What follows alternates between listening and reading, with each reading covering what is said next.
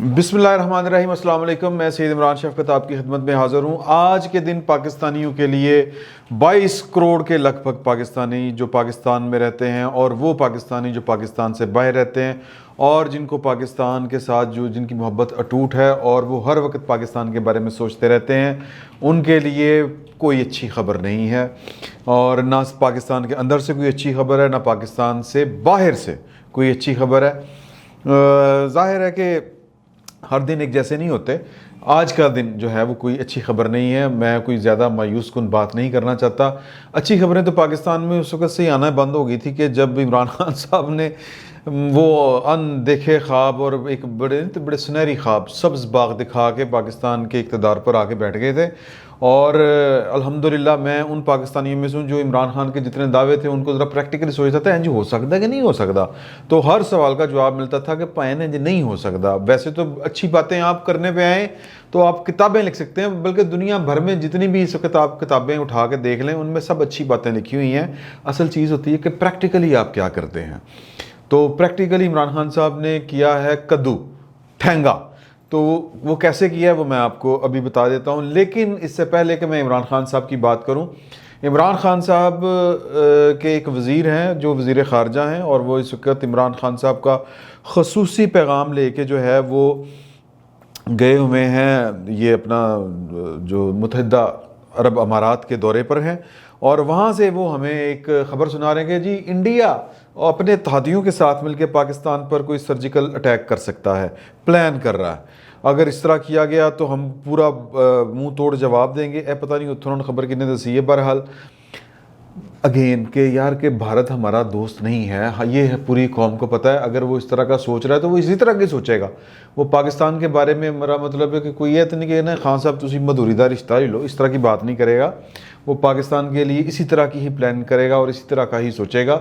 अब ये सोच रहा है या नहीं सोच रहा है ये एक अलग बहस है। अभी उसके नज़दीक वो ये है कि नहीं है बात, उसके मंसूबे ये वाले हैं या नहीं, ये हमारे पास फ़र्स्ट हैंड इंफॉर्मेशन नहीं है। ये सिर्फ हमारे वज़ीर ख़ारजा साहब कह रहे हैं, हम मान लेते हैं कि वो ठीक कह रहे हैं। हम ये इसको किसी साजिशी मफरूज़े की ऐनक लगा के नहीं देखते, हम तस्लीम कर लेते हैं कि वो जो कह रहे हैं बिल्कुल ठीक कह रहे हैं।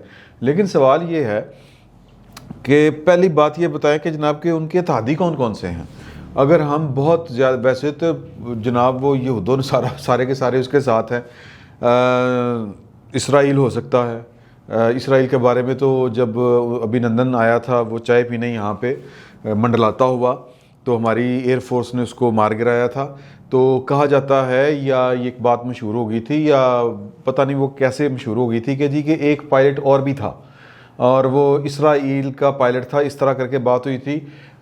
कुछ इससे पहले की भी बातें हैं लेकिन वो हैं पुरानी बातें। वो क्या थी कि जी कि पाकिस्तान का जो एटमी प्रोग्राम है वो चूँकि ये ज़ाहिर है कि ईरान का वो इराक़ का पता नहीं किस किस का एटमी जो रिएक्टर है उसने तबाह किए थे।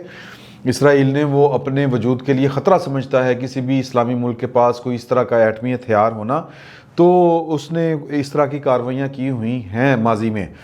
तो पाकिस्तान के बारे में ये कहा जाता था कि जी कि इंडिया के नाल उसने दुनिया का शातिर तरीन अटैक जो प्लान किया था कि एक इस तरह करके वो जो होती है एयर बस या पैसेंजर प्लेन जो है उसकी बगल में ये दो लड़ाका तैयारे जो थे वो ट्रैवल कर रहे थे। अब ज़मीन के ऊपर भी एक सर्वेलेंस होती है, एक रडार होते हैं, ये दिफाई निज़ाम होता है पाकिस्तान का, एयरफोर्स का है। तो वो आप कह लें कि रडार में तो वो बच गए, लेकिन ये हमने बातें सुनी हुई हैं और पाकिस्तान के सिक्योरिटी के इदारों के जो से वाबस्ता लोग हैं उनके मुंह से ये बात मैंने सुनी हुई है।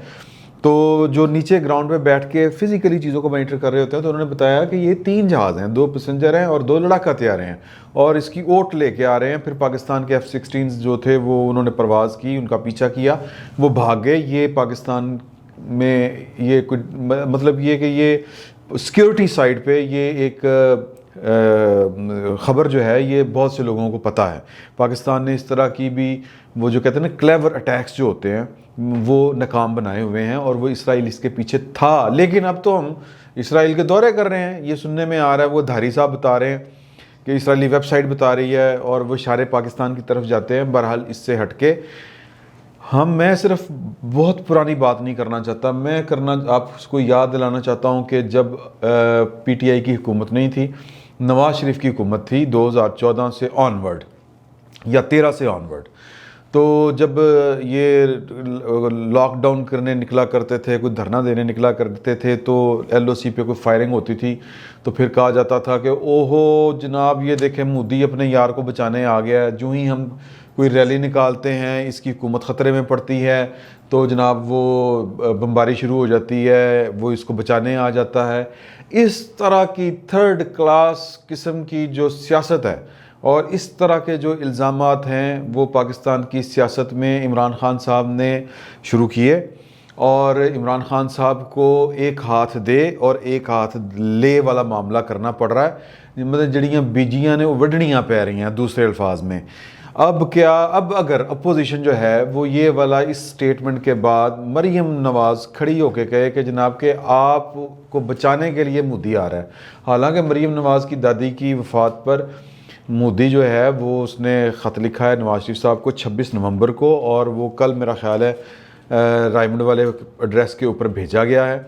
तो मतलब ये स्टेट टू स्टेट एक्ट इसी तरह के होते हैं, वरना अगर कोई पर्सनल यारी होंगी तो मोदी साहब आप भेज दें खत, वो दुबई लंदन वाले पते पे फ़ोन भी किया जा सकता है, राब्ते भी किए जा सकते हैं, और हो सकता है हमें भी हो। हम ऑफिशियली बात कर रहे हैं।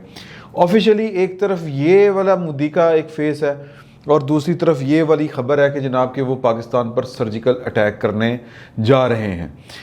वो अटैक होता है या नहीं होता, ये इमरान खान साहब ने भी कहा है कि हमारे पास इंफॉर्मेशन है कि वो जिस तरह का पुलवामा वाला एक इशू हुआ था उस तरह का फिर एक जो है फॉल्स फ्लैग ऑपरेशन करना चाहते हैं पाकिस्तान के ख़िलाफ़। तो अगेन भारत के लिए कोई हमदर्दी नहीं है, लेकिन आपने जो सियासतें की हैं पाकिस्तान के अंदर उसके अब आपको जवाब देने पड़ेंगे। एक बात। दूसरी बात ये कि ये कोई अच्छी खबर नहीं है। अगर ये दुरुस्त खबर है, अगर ये शाह महमूद कुरैशी साहब की इतलात ठीक हैं या वो इसको किसी पॉलिटिकल जो होता है पैराए में ये बात नहीं कर रहे कि हम पाकिस्तान में इस तरह का माहौल बनाएं कि पाकिस्तान की सिक्योरिटी को थ्रेट्स हैं और पाकिस्तान के जो पॉलिटिशियंस हैं या अपोजिशन जमातें हैं वो इस तरह के काम कर रहे हैं कि जिससे पाकिस्तान की सलामती का उनको कोई जैसे सरोकारी ना हो पाकिस्तान की सलामती से।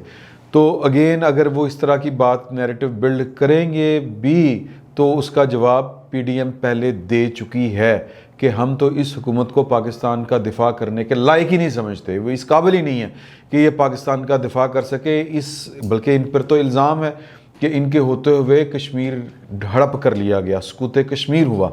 और ना सिर्फ वो इमरान खान साहब को इल्ज़ाम देते हैं बल्कि वो और उनको कहते हैं कि ये एक प्लानिंग के तहत इमरान खान साहब ने करवाया, इस तरह का वो इल्ज़ाम देते हैं। और दूसरी जो बुरी खबर है वो इमरान खान साहब जो है वो उनको फिर जाना पड़ रहा है IMF के पास। वो जो कहते थे अब बड़े बोल नहीं बोलने चाहिए खान साहब, और खान साहब हजे भी बड़े बोल बोलन तो बाज नहीं आते।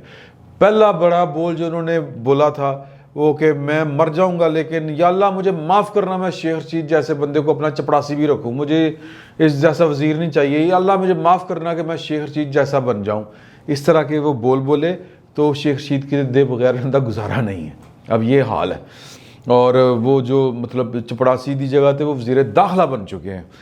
दूसरा बड़ा बोल कि मैं वो वज़ीर आज़म उस बनने से मर जाऊंगा, खुदकशी कर लूँगा, लेकिन मैं IMF के पास नहीं जाऊंगा, कशकोल पकड़ के लोगों से पैसे नहीं मांगूंगा। वो भाई नो केड़ी जगह तुसी नहीं छड़ी, तुसी थे वो क्या कहते हैं कि ईदी वालों से भी मंगतियां को मंगना लानतियां का काम, ये पंजाबी में कहा जाता है। तो मैं किसी को मंगता नहीं कहना चाहता। ईदी साहब जो हैं, ईदी जो फैसल ईदी साहब, वो अच्छा काम करते हैं, लेकिन जाहिर है कि वो खैराती इदारा एक चलाते हैं, तो ये तो उन्होंने को पैसे लाए। बहरहाल तो इमरान खान साहब जो IMF के पास जाने से कहते थे मैं खुदकुशी कर लूँगा, उनको फिर IMF के पास जाना पड़ रहा है। और IMF के पास जाने से पहले उनको बिजली, गैस, इस तरह की सारी कीमतें बढ़ानी पड़नी हैं। बिजली की कीमतें मज़ीद बढ़ेंगी और अगर आप परसेंटेज निकालें दिल का अटैक ज़रूर होएगा अगर कोई थोड़ा सा बंदा सेंसिटिव है। मतलब यार कि यूँ लगता है कि मतलब घर कोई फर्नेस चल रही है, मेरे घर का बिल जो है, मैं ज़ाती तौर पे आपको बता रहा हूँ कि ना एसी चल रहा है, ना कोई हीटर चल रहा है यार, सर्दियाँ हैगी हैं, पखे नहीं चल रहे, लाइट भी जो है वो कितनी बंदा ये एनर्जी सेवर्स के दौर में आप कितने के बल्ब बाल लोगे। मतलब कार है, कोई सुनहरी दुकान नहीं है यार, तो बिल आंदा 8,000 10,000 फॉर गॉड से यार, की करने हैं असी। तो कहने का मकसद ये है कि आपका बैंड फिर बजने वाला है पाकिस्तानियों, मेरे पाकिस्तानियों, ये बात आपने घबराना नहीं है, क्योंकि आपका IMF के ज़रिए हम फिर बैंड बजाने वाले हैं।